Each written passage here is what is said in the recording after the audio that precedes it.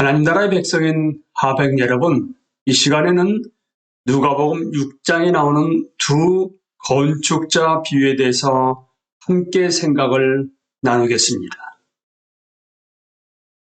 너희는 나를 불러 주여 주여 하면서도 어찌하여 내가 말하는 것을 행하지 아니하느냐? 내게 나와 내 말을 듣고 행하는 자마다 누구와 같은 것을 너희에게 보이리라.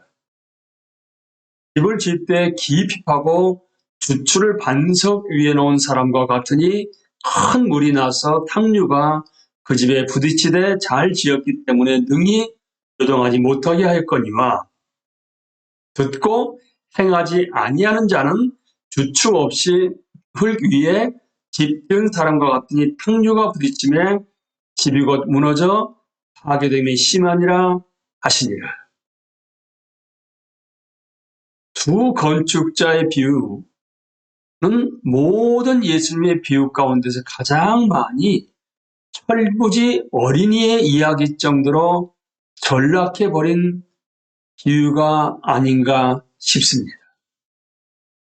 영어권 서구교회는 이 비유에 나온 말로 만든 간단한 노래가 있습니다. 그 노래는 지혜로운 자는 반석 위에 집을 짓고로 시작해서요, 어리석은 자는 모래 위에 집을 짓느니로 이어집니다. 너도 내 삶을 주 예수 그리스도 위에 지으라로 끝납니다. 여러분도 아마 아실 것입니다. 실제로 불러보셨을 것입니다. 이 노래 덕분에 많은 영어권 그리스도인들의 잠재의식 속에는 이 비유가 민간에서 떠돌던 어린이용 이야기일 거라는 추측이 자리잡게 되었습니다.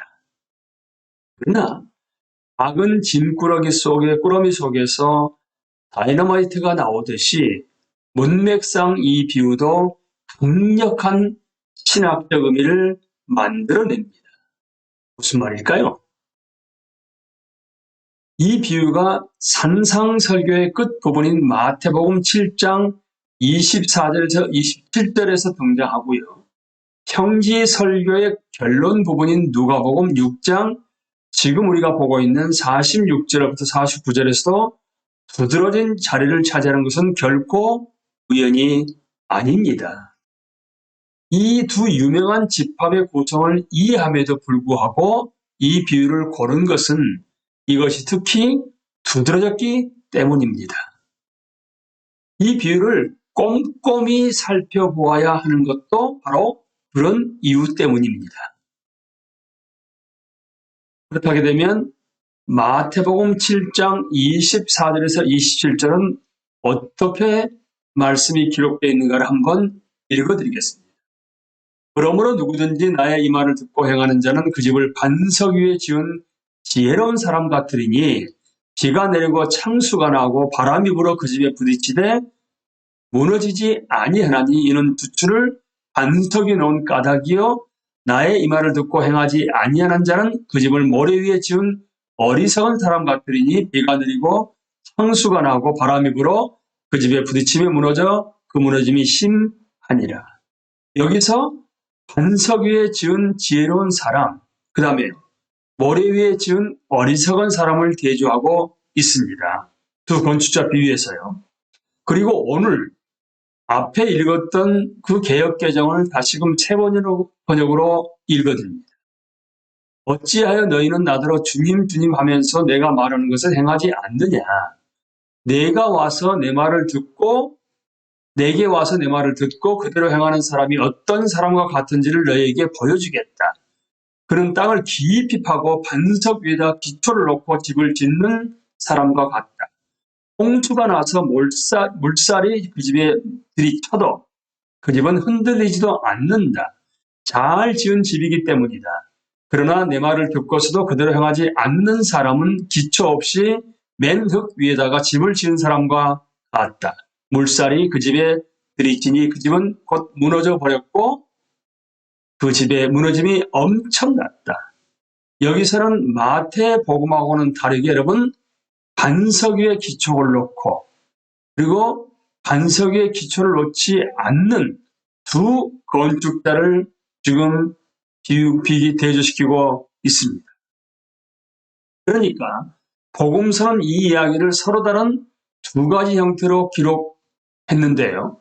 마태복음은 이미 말씀드렸던 것처럼 반석 위에 집을 지은 지혜로운 자, 그리고 모래 위에 집을 지은 어리석은 자를 대조하고 있습니다. 그에 반해서 누가복음은 기초가 있음과 기초가 없음으로 대조합니다.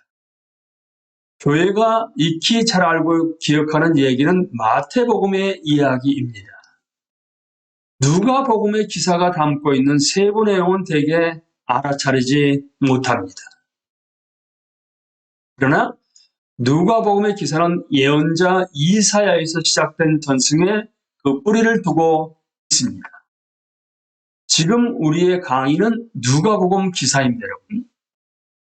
우리 독자들은 애초에 이 비유가 줬던 충격을 사실상 느끼지 못합니다. 왜요?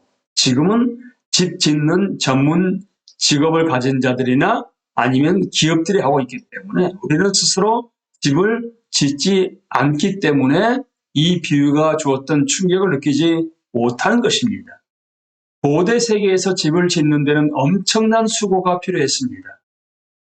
모든 그리스도인은 집 짓기가 쉬운 일이 아님을 압니다. 도리어 집 짓기는 짐이 빠지고 기겁할 수고와 고된 일이 쉼없이 이어지며 생명까지 위태롭게 하는 위험이 따릅니다. 이스라엘, 팔레스타인의 촌락에 사는 사람들은 여름에만 집을 짓습니다. 왜냐하게 되면 여름에 비가 안 내리거든요. 중동은요. 이곳은 비가 겨울에 내리기 때문에 그렇고 예루살렘과 베들레헴 그리고 헤브론이 자리한 산등성에는 겨울에는 때로 비만 내린 게 아니라 눈도 내립니다. 그러니까 겨울에 석조 건물을 짓고 싶어하는 아무도 없지요. 여름은 집 짓기에 알맞은 건조하고 따뜻한 날씨를 제공하지만 한 가지 불리한 점이 있습니다. 여러분 놀랍게도 레위기에 나와 있습니다. 레위기 26장 19절을 보시게 되면 여름에 이스라엘과 팔레스타인의 그 흙은 점토 성분이 많아서 굳어지니까 마치 그것이 놋과 같을 정도로 단단하다는 것입니다. 이런 여름에는 단단한 점토 위에 좋은 1층 집을 지을 수 있다고 믿고 집을 짓는 경우는 얼마든지 상상해 볼 수가 있지요. 이런 일은 생각이나 지혜가 도통 없는 터라고 볼 수 있습니다. 왜요? 그런 괭이로 땅을 몇 번 찍어보고는 땅이 정말로 놋과 같이 단단하다는 사실을 확인하기 때문에 그렇습니다. 그 벽이 아무리 높아야 2m 정도이니까 바닥에 충분히 버틸 수 있을 것 같습니다. 날씨도 뜨겁지 않은가? 이렇게 생각하면서 자기도 모르게 부실 공사를 할 수가 있는 것이지 않겠습니까? 집 짓는 사람에게도 구름 한 점 없이 땡볕이 내리쬐는 하늘 아래서 오랫동안 허리가 끊어질 것 같은 고된 일을 하는 것은 결코 달갑지가 않지요. 더구나 단단해진 점토 위에 방이 하나 둘인 소박한 집을 짓는 쪽을 택하게 되는데요. 기초가 될 암석이 점토 아래에 있으니 잘 버텨주겠지. 그런 지붕을 만들고 처마도 알맞게 만듭니다. 그리고 우기가 다가오기 전에 일을 마치게 된 것을 대단히 기뻐할 수가 있지 않겠습니까? 하지만 그의 겨울에는 어느 해보다 많은 비가 와서 땅이 순식간에 물에 잠겨버립니다. 험한 물줄기가 길을 타고서 계곡을 타고서 달려 내려가기 시작하더니 이제 땅이 흙으로 만든 죽처럼 변하게 되는 것이고 계속 그 상태를 유지합니다. 진흙이 새로 지은 집의 석벽 아래에 자리를 잡게 됩니다. 결국 그것으로 말미암아 뒤틀리기 시작합니다. 벽에 쌓은 돌들은 깎아 다듬지 않은 들판의 돌들이라서 아귀가 잘 맞지 않습니다. 그 사이로 그런 진흙들이 박히게 되고 계속 죽처럼 변하면서 유지하고 있기 때문에 하나둘씩 돌이 빠져나가게 되고 벽에서 빠져나오지 않겠습니까?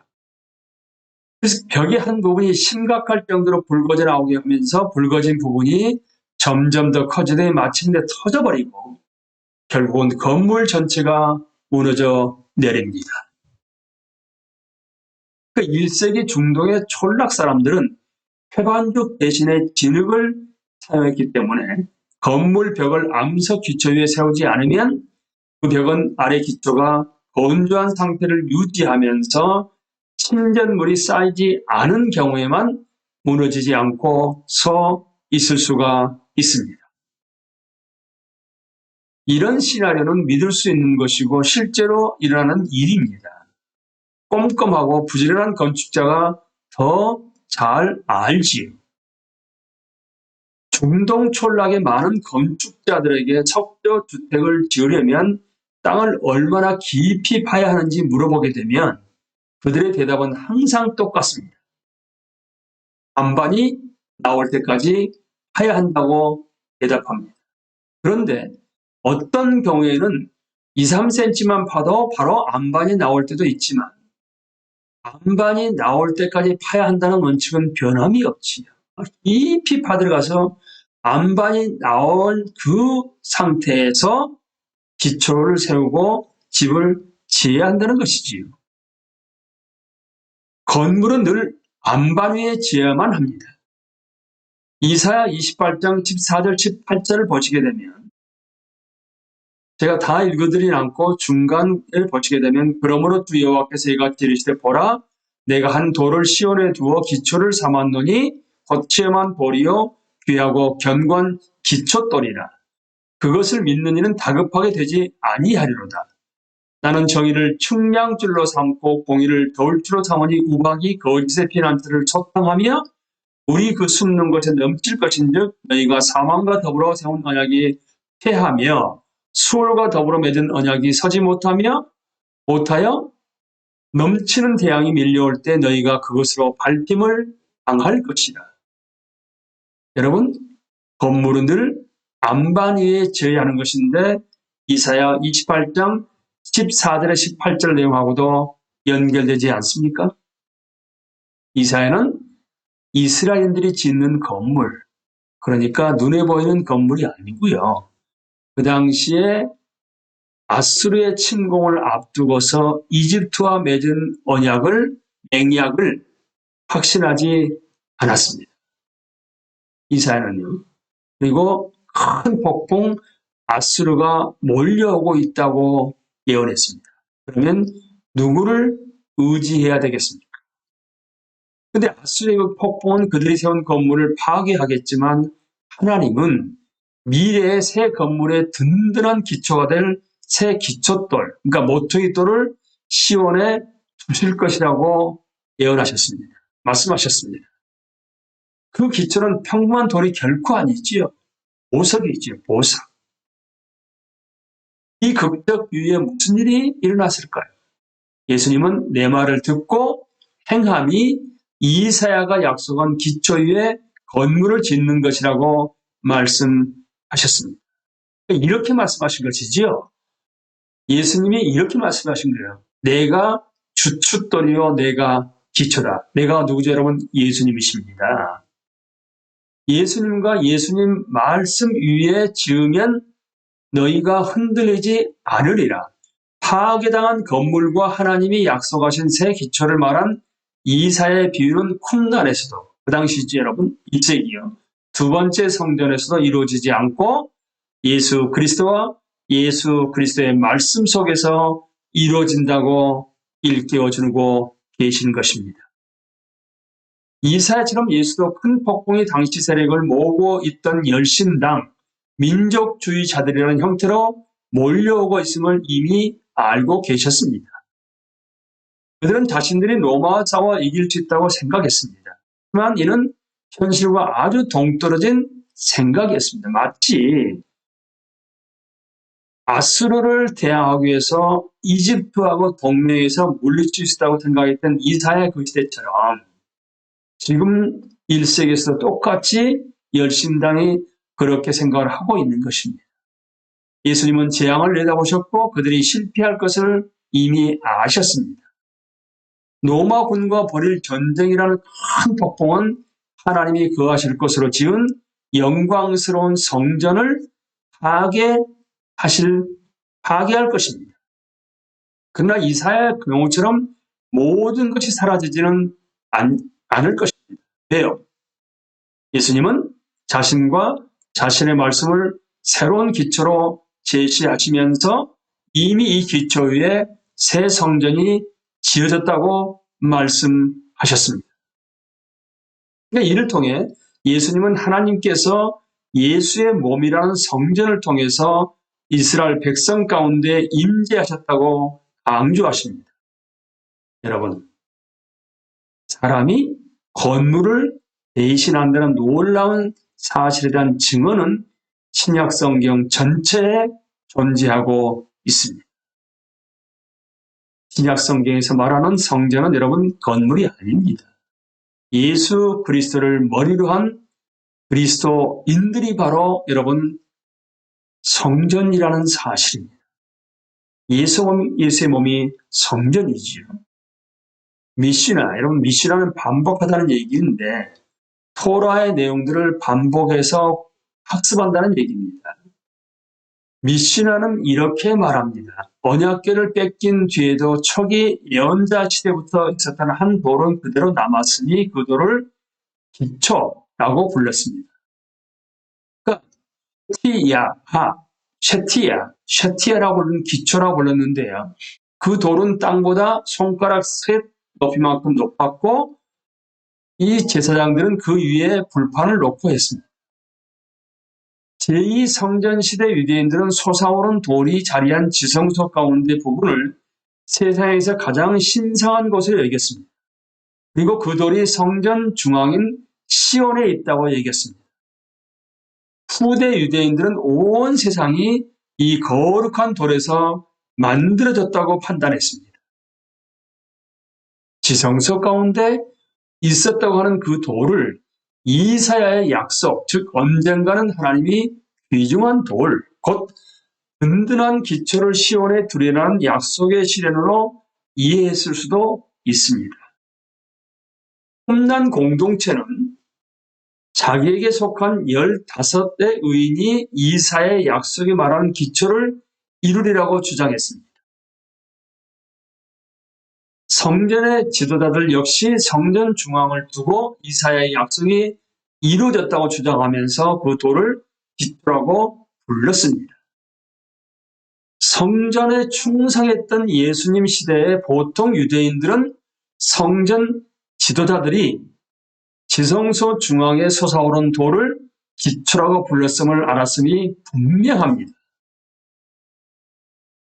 예수님은 바로 이런 세계에서 이사야의 약속이 실현되는 방법에 대해서 앞과 같은 두 가지 예와 완전히 다른 새로운 예를 지금 제시하셨습니다. 예수님은 내 말을 듣고 행함이 이사야가 약속한 기초 위에 건물을 짓는 것이라고 말씀하셨습니다. 내가 주춧돌이요 내가 기초다. 나와 내 말 위에 지으면 너희가 흔들리지 않으리라. 파괴당한 건물과 하나님이 약속하신 새 기초를 말한 이사야의 비유는 쿰단에서도 두 번째 성전에서도 이루어지지 않고 나와 내 말 속에서 이루어진다. 내가 누구죠, 여러분? 예수 그리스도이십니다. 예수 그리스도를 믿는 이들은 믿음과 세례를 통해서 하나님의 성전에 예수님이 하나님의 성전이거든요. 예수님의 몸이 성전이거든요. 일부가 됩니다. 사도 바울은 예루살렘 성전이 그대로 존재하면서 재기능을 하던 제2성전기 시절에 고린도전서 3장 16절을 통해서 우리에게 이렇게 말씀하십니다. 여러분은 하나님의 성전이며 하나님의 성령이 여러분 안에 거하신다는 것을 알지 못합니까? 혹시 지금 강의를 들으시는 여러분은 아직도 눈에 보이는 건물이 하나님의 성전이라고 생각하십니까? 아닙니다, 여러분. 하나님의 성전, 하나님의 성령이 우리 안에 거하시기 때문에 우리가 예수 그리스도를 머리로 해서 성전이 된 것입니다. 성전의 일부가 된 것이지요. 두 건축자의 비유를 통해서 여러분은 어떤 메시지를 깨달으셨습니까? 기초, 안반 위에 집을 지어야지만이 부기에, 비가 오는 그 시기에 집이 무너져 내리지 않을 것이라고 분명히 말씀하셨습니다.